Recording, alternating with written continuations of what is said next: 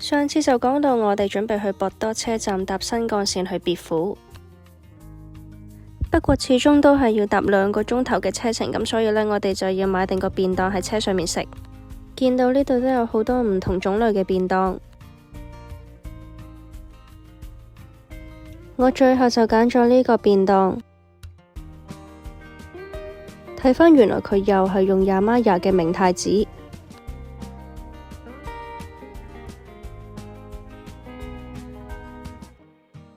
車背後面呢一個袋仔位呢，其實就係俾你擺車飛嘅，方便之後如果車長要檢查你嘅車飛，就可以好快咁攞到出嚟啦。打開便當呢，入面已經包含咗一對嘅筷子同埋濕紙巾。便當入面首先有前菜嘅酸蘿蔔，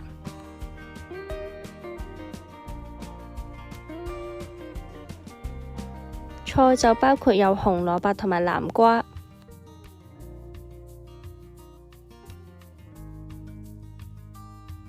另外仲有雞肉卷，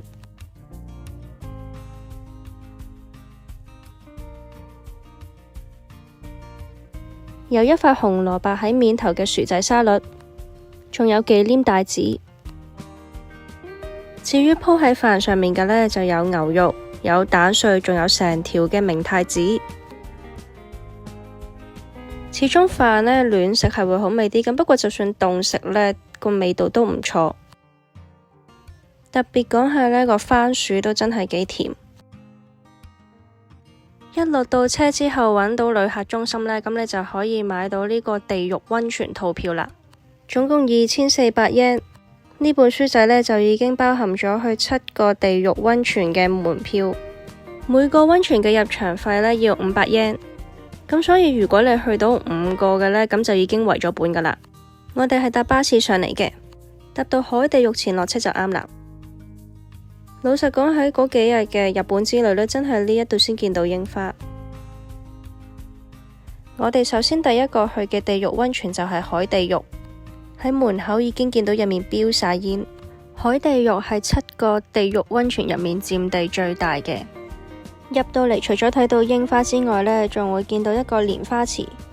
經過埋個蓮花池之後呢，先會正式去到海地獄溫泉。嚟到呢個7個地獄溫泉入面最大嘅溫泉啦，佢係有成200米深。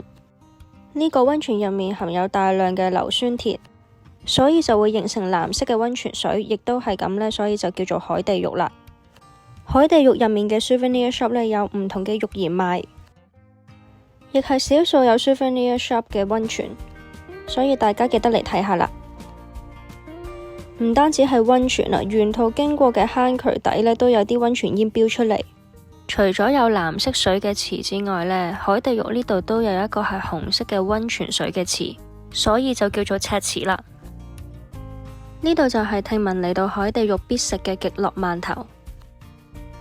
據講啲饅頭係用地熱嘅蒸汽蒸熟嘅，唔好以為啲饅頭好大個，其實呢個個都係細粒細粒，佢一盒就有15個。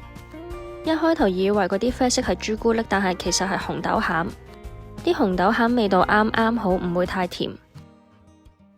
而布甸亦都係另一個被稱為要嚟到海地獄必食嘅食物。同樣地，佢都係標榜係利用呢度嘅溫泉蒸汽蒸熟嘅。布甸本身好有蛋香味，底下嘅焦糖係有啲苦，但係同布甸夾埋就啱啱好。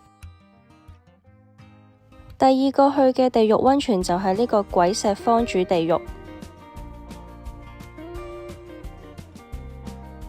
入到嚟冇耐就見到呢個間歇泉，聲稱呢啲高達100度嘅蒸汽，當佢哋同石頭撞擊嘅時候，就會形成啲好似鬼打鼻鼾嘅聲。咁不過當日其實我就唔係好聽到。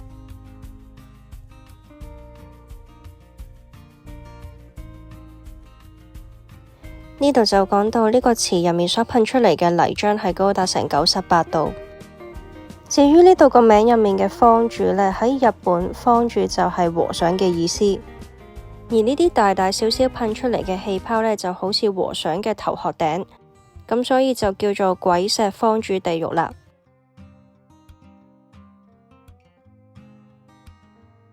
每個地獄都會有個位可以俾你吸紀念章，咁大家都可以去揾下。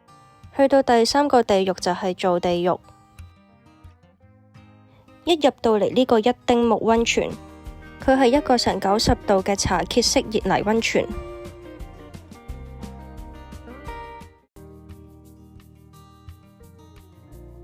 而嚟到二丁目嘅呢一個溫泉，佢嘅岩石之間係會噴高達100度嘅蒸汽。至於呢個85度嘅三丁目溫泉，呢度就講呢，由於入面係有二氧化硅，而當二氧化硅反射咗光線之後，就會令到呢啲泉水形成藍色。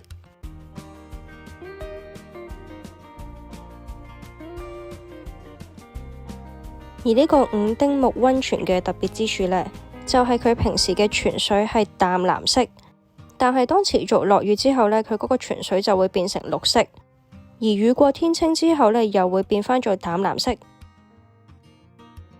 呢度都有一啲嘅溫泉水可以俾大家試下，話飲咗嘅話呢，可以返老還童喎。雖然呢度話80度，但係其實飲落呢又唔係話想象中咁辣口，飲落就有少少鹹鹹地嘅感覺。跟住就嚟到呢個溫泉蒸汽嘅地方，呢度就話呢啲蒸汽係可以增強免疫力同埋對皮膚好。大家有興趣嘅話呢，都可以試下去擺下塊面去蒸下面啊，或者蒸下手咁樣。去到下一個泉，呢度就係會有工作人員示範，咁佢就將呢一啲點着咗嘅火種呢吹去泉口嗰度，嗰度就會即刻噴出一啲蒸汽出嚟啦。再繼續行落去就係更加高溫嘅池啦，有接近100度嘅白池同埋血池，係熱到啲蒸汽飆晒上嚟。我行嗰陣時呢，都係穿過啲朦朦朧朧嘅煙咁樣去行。而呢度出名賣嘅嘢食呢，就包括有用溫泉蒸汽蒸嘅蛋啦，同埋醬油布甸。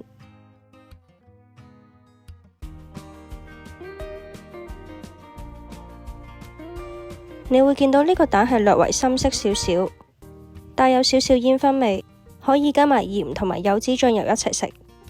至於呢一個醬油布甸呢，都真係有少少嘅醬油味，所以會比起之前海地獄食嘅嗰個焦糖布甸會鹹少少，但食落個違和感都唔會好重。繼續行落去就去到第四個嘅地獄溫泉鬼山地獄。呢度嘅泉水水溫呢係高達成99.1度，所以一入嚟嘅時候呢，嗰啲蒸汽煙呢已經搞到呢度煙霧瀰漫咁樣。而鬼山地獄仲有另一大特色，就係由1923年就已經利用呢個溫泉嘅熱度去飼養鱷魚。呢個展館入面除咗有鱷魚骨之外，仲擺咗鬼山溫泉初代飼養嘅呢條鱷魚標本，仲擺咗而家飼養緊嘅一條鱷魚仔。而大鱷魚呢，就可以喺室外嘅地方見到。大家可以放心，呢度嘅鱷魚呢已經係俾啲網啊、鐵欄啊嗰啲呢圍住晒噶啦。而喺我哋諗住行去下一個地獄溫泉嘅時候，沿途就發現咗呢個地獄溫泉博物館。呢個係一個2022年年尾先開嘅新博物館，成人門票要1500 yen，但係因為我哋本身有嗰個地獄溫泉套票，所以1050 yen 就得啦。買咗飛之後呢，就會俾咗呢本書仔我哋，而入面呢包含咗呢張明信片。其中一個展區就講到溫泉嘅形成，其實就係雨水落到地下深處嘅道路，再經過地底嘅熱源加熱形成溫泉。喺呢個展區你可以收集唔同嘅印仔印喺明信片上面，唔同顏色嘅印仔就代表住含有住唔同離子元素嘅雨水，代表住將會形成唔同泉質嘅溫泉。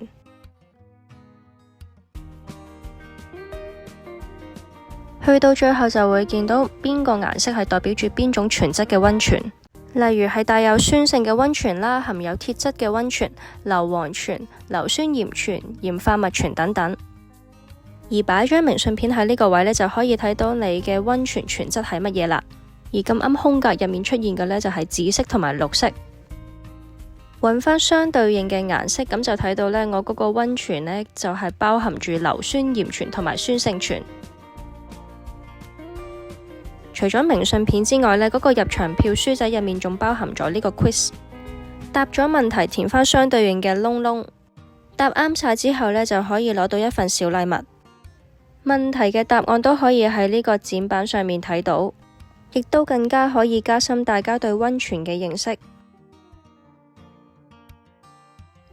之後再繼續行呢，就可以去睇一條大約10分鐘嘅片，講解溫泉嘅歷史進程。一入到去，就算係等緊條片開始呢，都見到周圍嘅環境都已經係好舒服同埋好精緻，係模仿返入溫泉之前沖身嘅環境。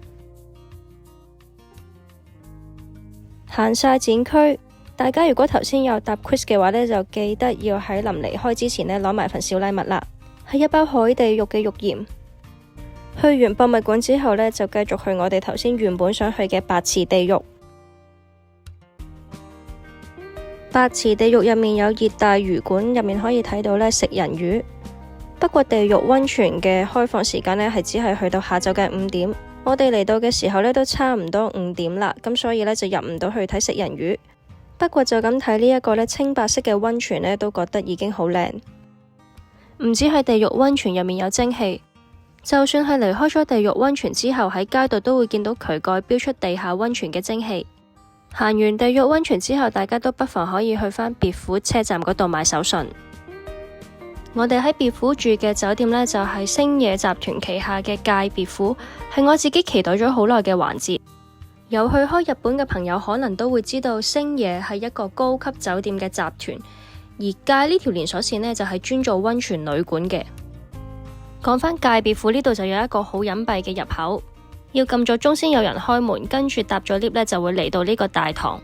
check in 完之後呢，就會有職員帶你上你嘅房間，仲會好仔細咁講解埋。打開咗門之後呢，呢度有一個玄關，再打開一道趟門呢，先會正式嚟到房間入面。床嘅側邊有一個廳，而由廳望出去嘅景色呢，係一片嘅大海景。坐喺度望下海呢，真係好悠閒舒服。床嘅另一邊就有衣櫃，然後就有廁所。個廁所呢，就係同浴室分離嘅。浴室嘅設備都好齊全，除咗洗手梘液之外，仲會有埋洗面奶啊、body lotion 等等。台面亦都有一個酒店送嘅梳洗包。入面有化妝棉啊、牙膏、牙刷、梳、橡筋等等呢啲咧基本嘅梳洗用品。另外，我都見到有啲人攞住呢個包巾，袋住啲嘢落去浸溫泉。酒店呢度亦都包埋晚飯同埋早餐。呢張卡就寫咗我哋去食飯嘅時間。喺等緊去食晚餐嘅時間呢，我哋都喺酒店周圍行下。當時酒店大堂就做緊放嘉年華嘅活動。所以都見到有唔少係日本嘉年華會出現嘅遊戲，其中就包括咗呢個彈珠。如果有4粒珠連成一線嘅話呢，就可以得到一份禮物。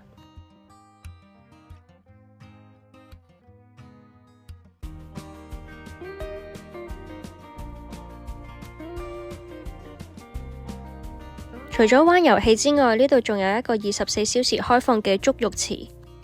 咁大家就可以一路望住個景，一路浸腳。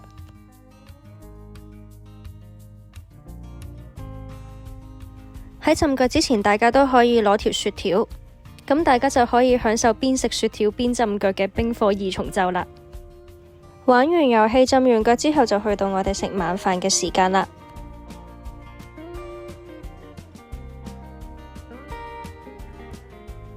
首先單係前菜就已經有8款咁多。呢個係一個有毛豆喺入面嘅蛋黃泥丸子，好鮮甜嘅甜蝦壽司，用甜甜地嘅紅蘿蔔汁做成嘅皮，再包上鹹鹹地嘅牛肉餡做嘅紅蘿蔔牛肉糕，隻燒津魚再加上上面嘅味噌醬。呢個係撈咗芝麻醋醬嘅蕨菜，加咗呢個麻醬就會減卻咗蕨菜嘅苦澀味啦。呢個比較特別，叫炸銀魚裹糯米泥。佢係用糯米泥包住個銀魚，上面再加咗啲脆粒，所以食落去個口感就會比較特別。外層係脆脆地，跟住中間呢就係煙煙韌韌，到最入呢就係魚嘅口感。相比較之下呢，咁呢個就係比較平凡啲嘅鴨胸肉啦。而呢個碗仔入面就包含咗用醋撈咗嘅菇、海草同埋河豚皮，係一個酸酸地幾開胃嘅前菜。嚟到熱食嘅部分，呢個就係叫做春山三色魚丸。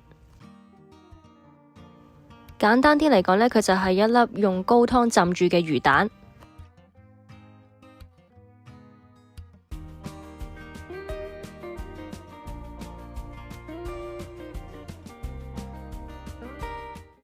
食日本菜就當然唔少得刺身啦。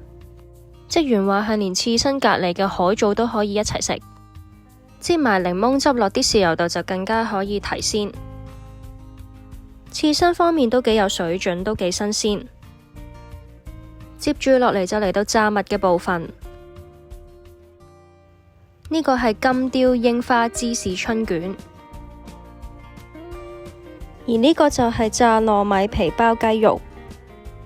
然後就有啲蔬菜天婦羅，係一個俾我哋點 wasabi 嘅天婦羅。炸物方面就相對上冇乜驚喜，終於嚟到期待已久嘅主菜啦，就係呢個海鮮鍋，當中包括伊勢龍蝦、河豚同埋扇貝。而之後職員都陸續加埋其他嘅菜。醬汁方面係柚子醋蘿蔔泥。首先試咗呢個伊勢龍蝦先，佢嘅肉質呢係屬於比較細嫩嘅，而且都幾有龍蝦味。扇貝嘅 size 唔細，而且肉質都幾結實。蔬菜方面都新鮮鮮甜。始終呢個都係河豚肉啦，咁所以呢，我哋就擺後少少，想再煮熟啲嘅時候先再食。但即使係煮耐啲啦，嗰個河豚肉呢依然係好嫩滑。最後一步呢，就係加埋呢個麵入去個鍋度，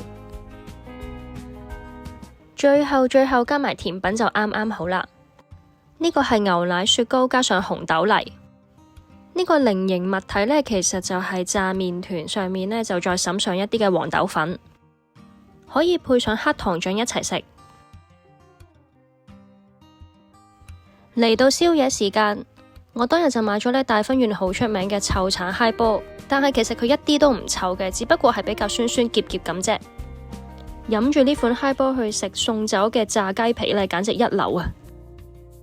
酒店喺朝早嘅7點呢，喺大堂會有拉筋班，但係呢個呢就要預先報名嘅。但係其實呢，我嘅目的地呢係諗住喺朝早嘅時候浸翻個溫泉，浸完溫泉之後呢，可以喺翻大浴場嘅門口飲品區嗰度補翻水，而且仲會有雪條解熱。當中有唔同嘅生果味，例如有提子啦、菠蘿味啦、土味等等。我自己就試咗土味，咁個味道都唔差。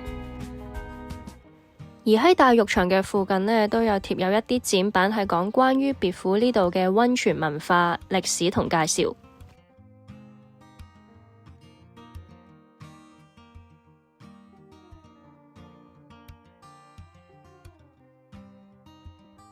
而呢度就有講到星野集團旗下嘅溫泉旅館，佢哋嘅溫泉呢分別係乜嘢泉質？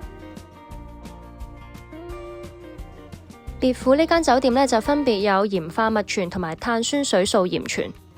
呢度就話鹽化蜜泉可以達至保濕同埋滋潤皮膚嘅效果，而浸完碳酸水素鹽泉之後呢，皮膚就會有一種光滑嘅清爽感。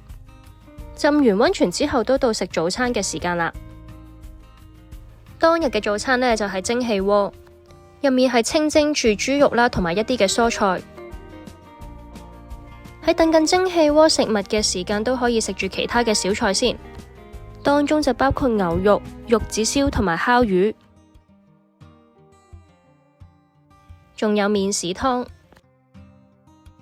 當中好特別嘅呢，就係可以俾你體驗下自己磨芝麻，之後再加埋芝麻醬。個芝麻醬嘅口感就會變得更加豐富啦，可以食埋一粒粒嘅芝麻碎。呢個芝麻醬嘅用途呢，就係可以俾大家配搭蒸汽鍋入面嘅豬肉食嘅。特別講下呢個，其實係用高湯整出嚟比較結身嘅芡，去浸住一個芋頭泥，芋頭泥入面嘅餡呢，就包括冬菇同埋肉碎。最後嘅甜品係一個酸酸地嘅 yogurt，上面再加上梅醬，咁樣就可以為豐富嘅早餐指下掣。食完早餐之後，大家如果仲有時間都可以去浸多次腳，咁就可以體驗埋朝早嘅景色啦。話咁快就嚟到要 check out 嘅時間啦。老實講，其實我自己就好唔捨得呢間咁靚嘅酒店。臨離開酒店之前，都體驗埋呢個同樣都係24小時開放嘅手湯，接觸下呢啲暖暖地嘅水呢，都幾舒服。跟住我哋就搭巴士出發去由布院啦。所以下一集我哋就會由由布院出發，去掃街食嘢，搭由布院之森，食由布院之森嘅和牛便當。